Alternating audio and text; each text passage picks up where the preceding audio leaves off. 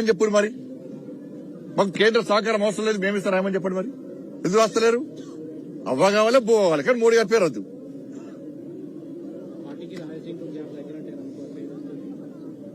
రాజసింగ్ గారు Bharatiya Janata party senior నాయకుడు, ఇద్దరం కలిసే ఉన్నాము. రాజసింగ్ గారు భారతీయ జనతా పార్టీకి 4వ సారి ఎమ్మెల్యే, ఒకప్పుడు ఏకైక ఎమ్మెల్యే. ధర్మం కోసము, సనాతన ధర్మం కోసము, సమాజం కోసము, భారతీయ జనతా పార్టీ సిద్ధాంతానికి లోబడి సిద్ధాంతం కోసం పనిచేసేటువంటి ఒక కమిట్మెంట్ వల్ల కట్టర్ కార్యకర్త రాజాసింగ్ గారు. ఏమి లేవు, మీరు రాస్తున్నారు, మీరు క్రియేట్ చేస్తున్నారు.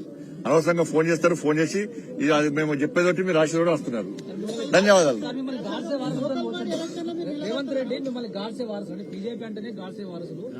ఇప్పుడు కాంగ్రెస్ అడుగు పెట్టుడెక్కడిదే 50% ప్రాంతాల్లో మేము ప్రాతినిధ్యం వహిస్తున్నాం. 2 ఎమ్మెల్సీ ఎన్నికల్లో కాంగ్రెస్ పార్టీకి అభ్యర్థులు 40 ఓడిపోయారు. 3 ఎమ్మెల్సీ మాయే, 3 ఎమ్మెల్సీలు మాయే. ఎక్కడ ఉప ఎన్నికలు జరిగినా గెలిచేది బీజేపీ. మొన్న ఎమ్మెల్సీ ఎన్నికలు ఎందుకు ఓడిపోయారు వాళ్ళు?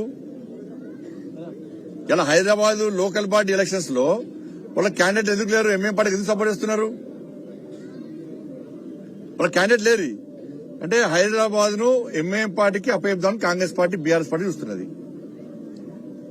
రాజాబాయి మేము ఇద్దరం కలిసి విజ్ఞప్తి చేస్తున్నాం బీఆర్ఎస్ పార్టీ, కాంగ్రెస్ పార్టీ కార్పొరేటర్లకు.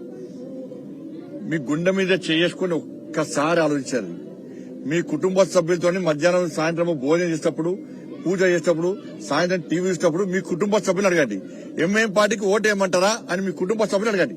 గౌరవ కార్పొరేటర్లకు విజ్ఞప్తి చేస్తున్నాం. మేము ఎంఐఎం పార్టీకి ఓటేసి